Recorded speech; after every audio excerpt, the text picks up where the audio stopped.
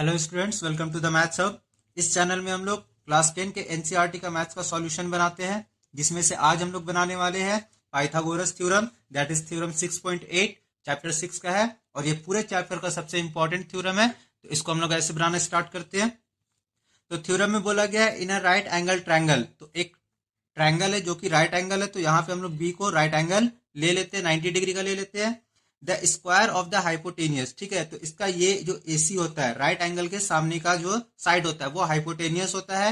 इसको बीसी को बेस माना जाता है और ए बी ये वाला जो है उसको परपेंडिकुलर माना जाता है। तो स्क्वायर ऑफ द हाइपोटेनियस यानी एसी का square is equal to the sum of square of the other two side, ये दो जो अदर साइड है इनके स्क्वायर का सम होता है। तो जो जो चीज हम लोग को गिवन है वो चीज लिख लेते हैं, और जो चीज प्रूफ करना है उसको भी लिख लेते हैं।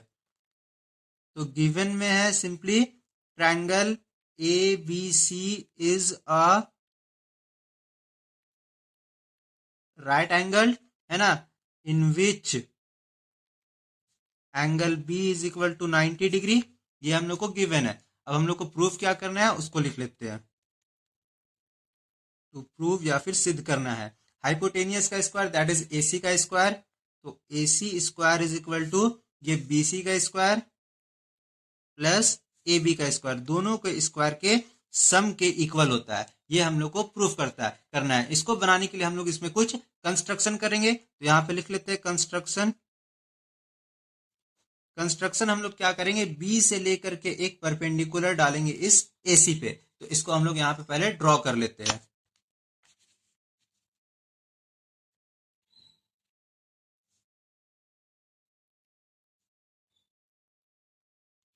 और इस पॉइंट को हम लोग नाम दे दिए यहाँ पे डी। तो हम लोग ड्रॉ क्या किए हैं, बीडी को ड्रॉ किया है जो परपेंडिकुलर है किस पे, एसी पे। अब ये परपेंडिकुलर है तो इधर 90 डिग्री का एंगल बनाएगा और इधर भी 90 डिग्री का एंगल बनाएगा। अब इसको हम लोग यहाँ से आगे सॉल्व करते हैं, ठीक है। इसको सॉल्व करने के लिए हम लोग यहाँ से बनाना स्टार्ट करेंगे। तो यहाँ पे हो जाएगा इंग्लिश में प्रूफ और हिंदी में प्रमाण। तो इसको बनाने के लिए सबसे पहले यहाँ पे हम लोग अब तीन ट्रायंगल हो रहा है, एक ट्रायंगल ए बी सी, एक बी डी सी और एक बी डी ए।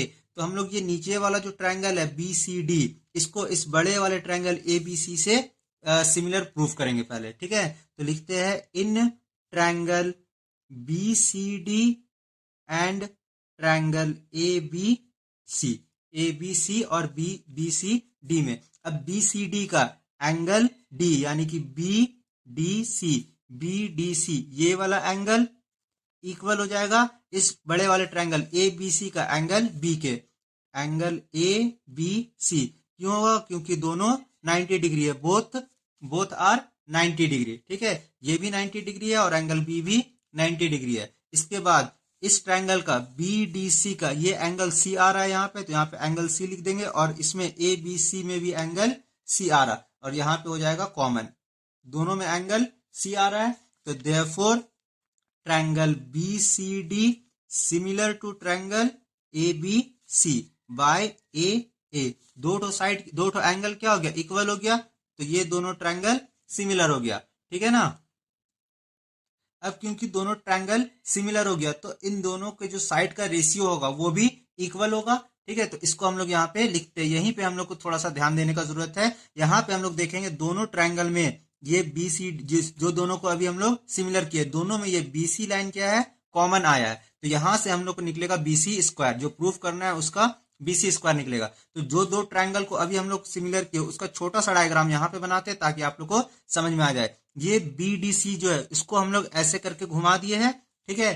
तो उसको ऐसे घुमाने पे ये वाला डी यहाँ पे आ जाएगा, ये वाला बी यहाँ ऊपर चला जाएगा और ये वाला सी इधर आ जाएगा, ठीक है। अब ये जो बड़ा वाला ट्रायंगल है इसको हम लोग यहीं पे लिखेंगे ऐसे, जैसे जैसे वो है ए बी और सी, और हम लोग को लाना है बी सी स्क्वायर। तो बी सी स्क्वायर लाने के लिए हम लोग ये दोनों ट्रायंगल का जो साइड है उसको सेम रेशियो में करेंगे क्योंकि दोनों सिमिलर हो गया। तो इसका पहले हम लोग हाइपोटेनियस लेंगे इस वाले ट्रायंगल का, ठीक है। तो इसका हाइपोटेनियस बीसी है, तो यहाँ पे बीसी लेंगे। अब इसका हाइपोटेनियस के रेशियो में होगा, तो इसके नीचे क्या आ जाएगा, ये वाला एसी आ जाएगा, क्योंकि ये ट्रायंगल का भी हाइपोटेनियस लेंगे तो ये एसी आ गया। अब ये इक्वल होगा किसके, अब हम लोग इसमें यहाँ पे CD लेंगे, क्योंकि BC स्क्वायर लाना है ना, तो ये वाला ट्रायंगल का जो BC है इसको हम लोग यहाँ पे नीचे लिखेंगे और ये CD को ऊपर लिखेंगे। दोनों का बेस का रेशियो क्या हो गया, इक्वल हो गया। अब यहाँ से हम लोग क्रॉस मल्टीप्लाई करेंगे तो BC और BC इंटू BC होगा और BC स्क्वायर हो जाएगा। इस तरह से इसको आगे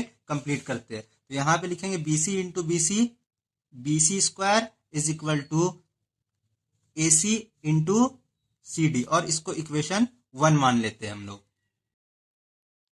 इसी तरीके से अब हम लोग ऊपर वाला ट्रायंगल ABD, ऊपर में जो छोटा सा ट्रायंगल है उसको सिमिलर करेंगे उसी बड़े ट्रायंगल ABC से, ठीक है। तो इसको हम लोग यहाँ पे बनाना स्टार्ट करते हैं। डायग्राम दिखेगा, चलिए देखते हैं यहाँ पे बना के। In triangle ABD and triangle ABC, देखिए ट्रायंगल ABD और ABC में, तो ABD का एंगल ये वाला D 90 डिग्री है और ABC बड़े वाले ट्रायंगल का ये वाला B 90 डिग्री है। तो दोनों को हम लोग यहाँ पे लिख लेंगे। ABD का angle ADB is equal to angle ABC, ये हो जाएगा बोथ 90 डिग्री, ठीक है। अब इसके बाद इस ट्रायंगल ABD का छोटे वाले ट्रायंगल का एंगल A और बड़े वाले ट्रायंगल ABC का एंगल A दोनों में कॉमन आ रहा है, तो यहाँ पे लिख लेंगे छोटे वाले ट्रायंगल का एंगल A और इसका भी एंगल A, ये कॉमन आ गया। फिर से इसी तरीके से जैसे यहाँ पे दोनों सिमिलर हुआ था, यहाँ पे भी दोनों सिमिलर हो जाएगा, इसलिए लिखेंगे therefore triangle ABD similar to triangle ABC by AA। अब क्योंकि दोनों ट्रायंगल सिमिलर हो गया तो दोनों का साइड का जो रेशियो है वो भी इक्वल होगा। फिर से हम लोग क्या करेंगे, ये छोटे वाले ट्रायंगल को हम लोग यहाँ पे रफ डायग्राम में बनाएंगे और बड़े वाले ट्रायंगल को भी रफ डायग्राम में बनाएंगे। तो ये ABD को थोड़ा सा ऐसे घुमाएंगे तो BD ऐसे सीधा हो जाएगा, ठीक है ना। अब इसको यहाँ पे हम लोग बनाते हैं, रफ डायग्राम बना रहे हैं। यहाँ पे ABD को घुमाए हम लोग ऐसे करके, तो यहाँ पे D आ गया, यहाँ पे A आ गया और यहाँ पे B आ गया। और बड़ा वाला जो ट्रायंगल है ABC वो तो ऐसे ही रहेगा, ये A हो गया, ये B हो गया और ये C हो गया। अब हम लोग जिस तरीके से पहले हम लोग BC स्क्वायर लाए थे यहाँ पे, ठीक है, अब यहाँ पे लाएंगे AB स्क्वायर, ठीक है। AB स्क्वायर लाने के लिए हम लोग को AB into AB cross multiply में लाना पड़ेगा। तो यहाँ पे लिखते हैं, पहले हम लोग AB पे फोकस करेंगे। ABD इस ट्रायंगल का ये वाला हाइपोटेनियस आ गया यहाँ पे, तो लिखेंगे AB अपॉन ये हाइपोटेनियस लिए तो यहाँ पे भी हाइपोटेनियस लेंगे AC को, ठीक है। अब यहाँ पे AB कहाँ है, ये परपेंडिकुलर में है तो ये नीचे में आ जाएगा, और इसका परपेंडिकुलर क्या है AD, तो ये यहाँ पे AD आ जाएगा, ठीक है। अब ये हो गया, इसको हम लोग समीकरण 2 मानेंगे या इक्वेशन 2 लेंगे। अभी नहीं, इसको हम लोग क्या करेंगे, AB और AB स्क्वायर हो जाएगा और फिर AC इंटू AD हो जाएगा। इसको हम लोग इक्वेशन 2 लेंगे। अब इसके बाद जो इक्वेशन 1 आया और जो इक्वेशन 2 आया दोनों को हम लोग ऐड कर देंगे। यहाँ पे लिखते हैं by adding equation 1 and 2, equation 1 और 2 दोनों को ऐड कर देंगे। इक्वेशन 1 में क्या है, BC स्क्वायर है, तो BC square is equal to AC into CD हो जाएगा, और यहाँ पे हो जाएगा इक्वेशन 2 में AB square is equal to AC into AD। अब दोनों को हम लोग ऐड करेंगे, इसको आगे फर्दर सॉल्व करते हैं।